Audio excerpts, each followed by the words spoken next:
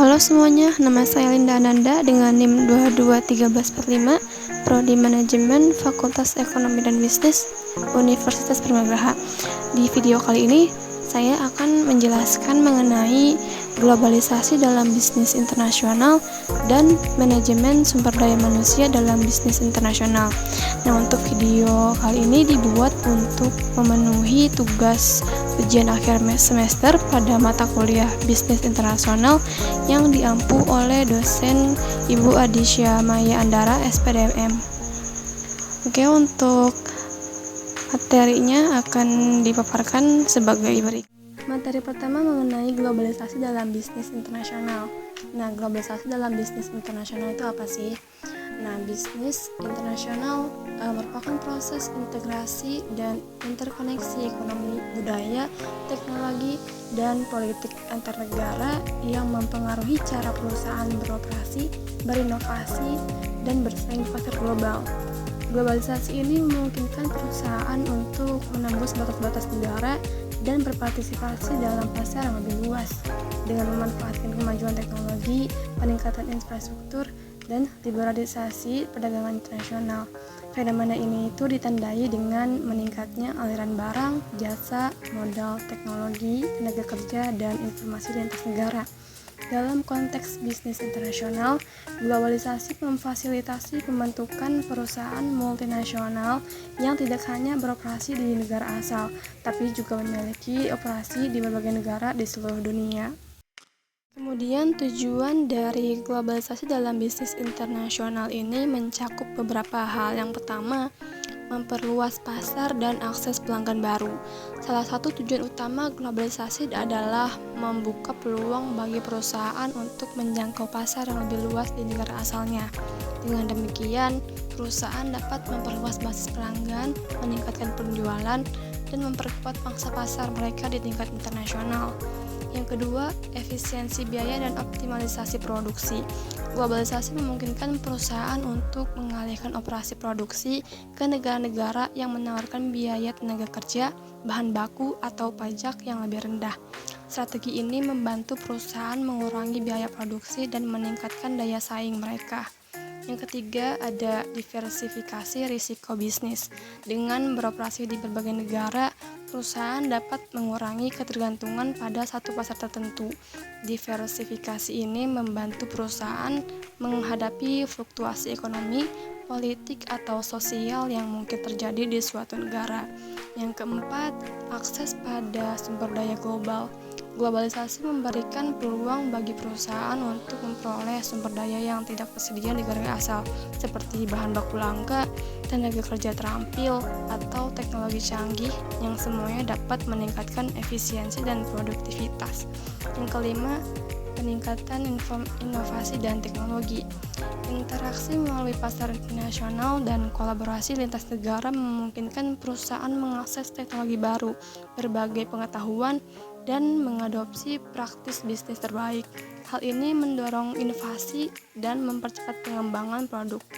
Yang keenam, mendorong pertumbuhan ekonomi global melalui investigasi langsung asing atau FDI, transfer teknologi, dan perdagangan internasional.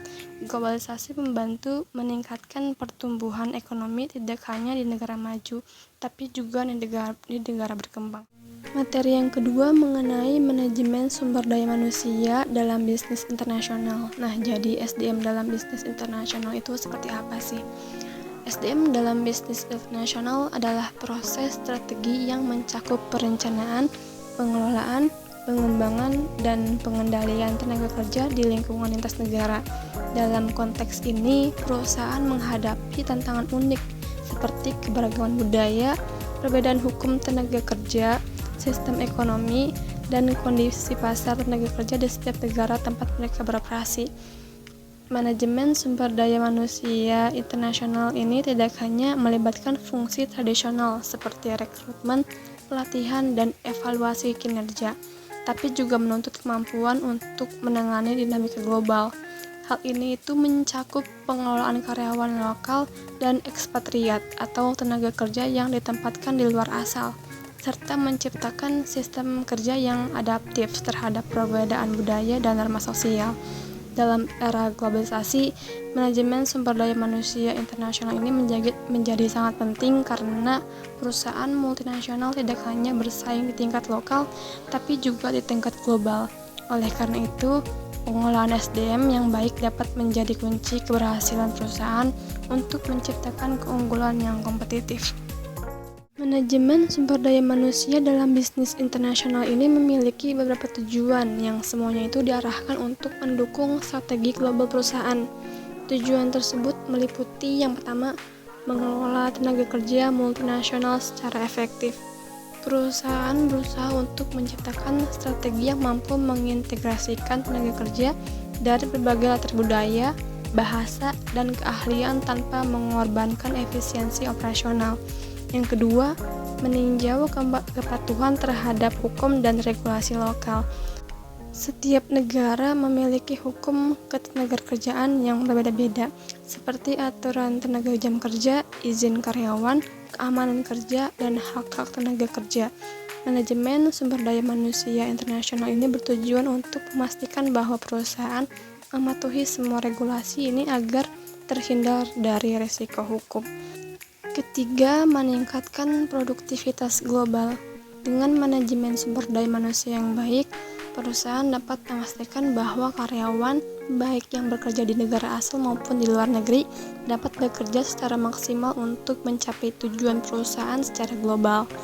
Yang keempat, memperkenalkan kompetensi global karyawan. Memberikan pelatihan dan pengembangan program kepada karyawan untuk menghadapi tantangan bisnis internasional seperti beradaptasi dengan budaya baru, menguasai bahasa asing, dan mengelola hubungan lintas negara. Selanjutnya, mengelola mobilitas dan rotasi karyawan. Manajemen sumber daya manusia internasional ini bertanggung jawab atas pengelolaan karyawan yang dipindahkan antar negara, baik untuk sementara maupun permanen. Hal ini mencakup pengurusan visa, pelatihan budaya, dan pemulihan. Tujuan selanjutnya, memaksimalkan diversitas untuk inovasi. Salah satu tujuan penting adalah menciptakan lingkungan kerja yang inklusif, di mana diversitas budaya, ide, dan perspektif dihargai. Hal ini memungkinkan perusahaan untuk mendapatkan ide-ide baru yang mendukung inovasi.